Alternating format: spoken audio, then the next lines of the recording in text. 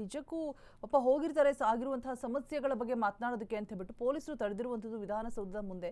So ಏನು react ಮಾಡಿದ್ದಾರೆ CM? ಈಗ ಆಲ್ರೆಡಿ ಏನೆಲ್ಲ ಸಮಸ್ಯೆಗಳಾಗ್ತಾ ಇದೆ ಮತ್ತೆ ಮೀಸಲಾತಿ ವಿಚಾರವಾಗಿ ಎಷ್ಟು ಆಕ್ರೋಶವನ್ನ ಹೊರಹಾಕ್ತಾ ಇದ್ದಾರೆ ಅನ್ನುವಂಥದ್ದು ಗೊತ್ತೇ ಇದೆ. ಸೊ ಭೇಟಿ ಮಾಡಕ್ಕೆ ಹೋದಂತಹ ಸಂದರ್ಭದಲ್ಲಿ ಈ ರೀತಿಯಾದಂತಹ ವರ್ತನೆ ಸರಿನಾ ದೀಪ? ಏನಾಯ್ತು ಅಲ್ಲಿ ಅಸ್ಲಿಗೆ?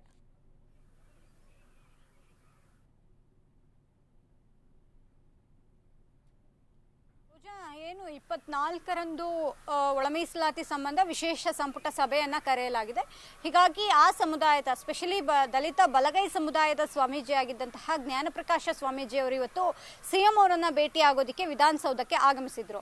ಇವತ್ತು ಏನು ಸಬ್ ಕಮಿಟಿ ಮೀಟಿಂಗ್ ಇದ್ದಂತಹ ಕಾರಣ, ಅಂದರೆ ಸಚಿವ ಸಂಪುಟದ ಉಪಸಮಿತಿಯ ಸಭೆ ಇದ್ದಂತಹ ಕಾರಣ ಸಿಎಂ ಡಿಸಿಎಂ ಇಬ್ಬರು ಕೂಡ ಇವತ್ತು ವಿಧಾನಸೌಧದಲ್ಲಿ ಸಭೆಯನ್ನು ಮಾಡಿದ್ರು. ಸಭೆ ಮುಗಿಸಿ ಹೊರಡುವಂತಹ ಸಮಯದಲ್ಲಿ ಸ್ವಾಮೀಜಿ ಎಂಟ್ರಿ ಆಗಿದ್ದಾರೆ. ಈ ಸಮಯದಲ್ಲಿ ಸಿಎಂನ ಭೇಟಿ ಮಾಡೋದಕ್ಕೂ ಕೂಡ ಮುಂದಾದರು.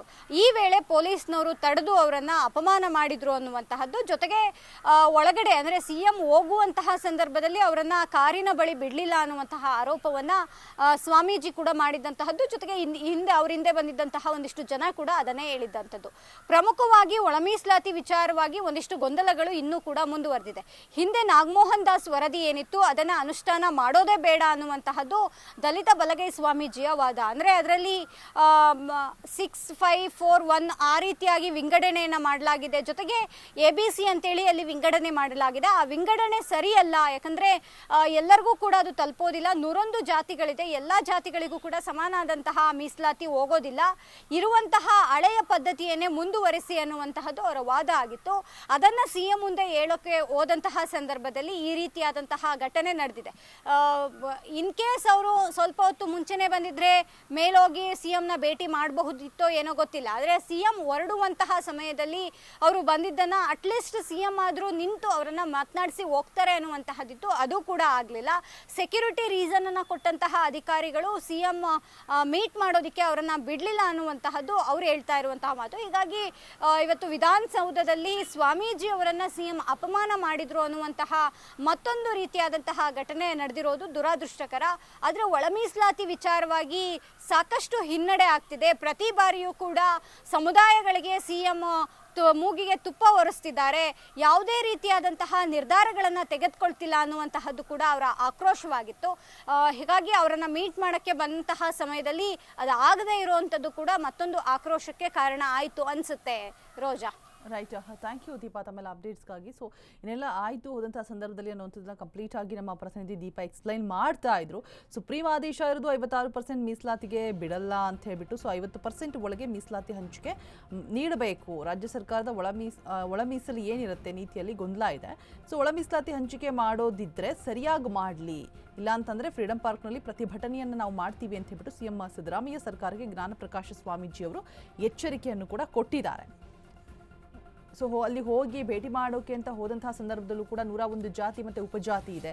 ಸೊ ಎಲ್ಲವನ್ನು ಕೂಡ ನಂಬರ್ಸಲ್ಲಿ 5, 3, 4, 1 ಅಂತ ಹೇಳ್ಬಿಟ್ಟು ಅನುಪಾತದಲ್ಲಿ ಮೀಸಲಾತಿಯನ್ನು ಹಂಚಿದ್ರೆ ಹೇಗೆ? ಸದ್ಯಕ್ಕೆ ಯಾವುದೇ ಹಂಚಿಕೆ ಮಾಡೋದು ಬೇಡ ಅಂತ ಹೇಳ್ಬಿಟ್ಟು ಅಲೆಮಾರಿಗಳನ್ನು ಇನ್ನೆಲ್ಲೋ ಹಾಕಿದ್ದಾರೆ. 101 ಜಾತಿ ಮತ್ತು ಉಪಜಾತಿಗಳಿದೆ.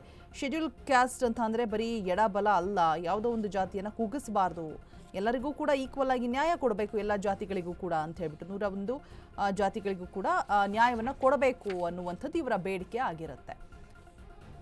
ಸೊ ಫ್ರೀಡಂ ಪಾರ್ಕ್ನಲ್ಲಿ ಪ್ರತಿಭಟನೆಯ ಎಚ್ಚರಿಕೆಯನ್ನು ಕೊಟ್ಟಿದ್ದಾರೆ ಜ್ಞಾನಪ್ರಕಾಶ ಸ್ವಾಮೀಜಿ ಅವರು. 50% ಒಳಗೆ ಮೀಸಲಾತಿ ಹಂಚಿಕೆಯನ್ನು ನೀಡಬೇಕು. ಸುಪ್ರೀಂ ಆದೇಶ ಇರೋದು 56% ಮೀಸಲಾತಿಗೆ ಬಿಡೋದಿಲ್ಲ ಅಂತ ಹೇಳ್ಬಿಟ್ಟು.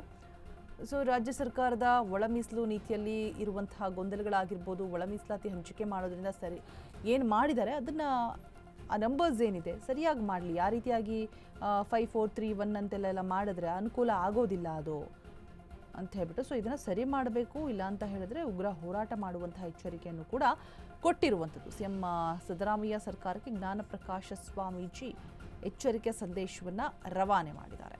ಮಾಡಲೇಬೇಕು ಅಂತ ಹೇಳಿಬಿಟ್ಟು. ಸೊ ಇಲ್ಲ ಅಂತಂದರೆ ಉಗ್ರ ಹೋರಾಟ ಮಾಡೋದು ಕಟ್ಟಿಟ್ಟ ಬುತ್ತಿ ಅಂತ. ಏನು ದಲಿತ ಸ್ವಾಮೀಜಿಗಳಿಗೆ ಸಿಎಂ ಅಪಮಾನ ಆಗಿರುತ್ತೆ. ಯಾವಾಗ ಈ ಒಳ ಮೀಸಲಾತಿ ವಿಚಾರವಾಗಿ ಎಲ್ಲೂ ಕೂಡ ಸರಿಯಾಗಿ ನ್ಯಾಯ ಸಿಗದೆ ಹೋದಂತಹ ಸಂದರ್ಭದಲ್ಲಿ ಒಬ್ಬ ವಿಧಾನಸೌಧದ ಬಳಿ ಹೋಗಿ ನಿಲ್ತಾರೆ, ಮಾತನಾಡಿಸುವಂಥ ಪ್ರಯತ್ನವನ್ನು ಮಾಡ್ತಾರೆ. ಆ ಸಂದರ್ಭದಲ್ಲಿ ಅವ್ರನ್ನ ತಡೆಯೋದಕ್ಕೆ ಪೊಲೀಸ್ನವರು ಮುಂದಾಗಿರುವಂಥದ್ದು. ಸೊ ನೋಡ್ತಾ ಇರುವ ದೃಶ್ಯಗಳಲ್ಲಿ ಇದ್ದಂಗೆ ಸರ್ಕಾರಕ್ಕೆ IAS IPS ಜ್ಞಾನಿಗಳು ಒಂದು ನೀತಿ ಆಯೋಗದ ಮಾರ್ಗದರ್ಶನನೂ ಇಲ್ದಂಗೆ ಬರ್ನಿಂಗ್ ಆಗ್ತಾ ಇದೆ. ಒಲೆರು ಮಾದ್ರು ಎಡ ಬಲ ಅಂಥೇಳಿ ಬರ್ನಿಂಗ್ ಇಶ್ಯೂ ಇದೆ ಬೀದಿಯಲ್ಲಿ. ಅಂಥದ್ರಲ್ಲಿ ಒಂದು ಸಾಮರಸ್ಯ ಮೂಡಲಿ, ಒಂದು ಸರ್ಕಾರಕ್ಕೆ ಒಂದು ಇಚ್ಛಾಶಕ್ತಿ ಆಗಲಿ, ಅವರು ಆಡಳಿತ ಒಂದು ಕಾನೂನು ಸುವ್ಯವಸ್ಥೆ ಇರಲಿ ಅಂಥೇಳಿ ನಾವೆಲ್ಲ ಇವತ್ತು ಮಠ ಬಿಟ್ಟು ಬಂದು ಇವ್ರಿಗೊಂದು ಸಲಹೆ ಕೊಡೋಣ ಅಂಥೇಳಿ ಎಲ್ಲ DTP ಮಾಡಿಸಿ ಎಲ್ಲ ಮಾಡಿಸಿ ಮುಖ್ಯಮಂತ್ರಿ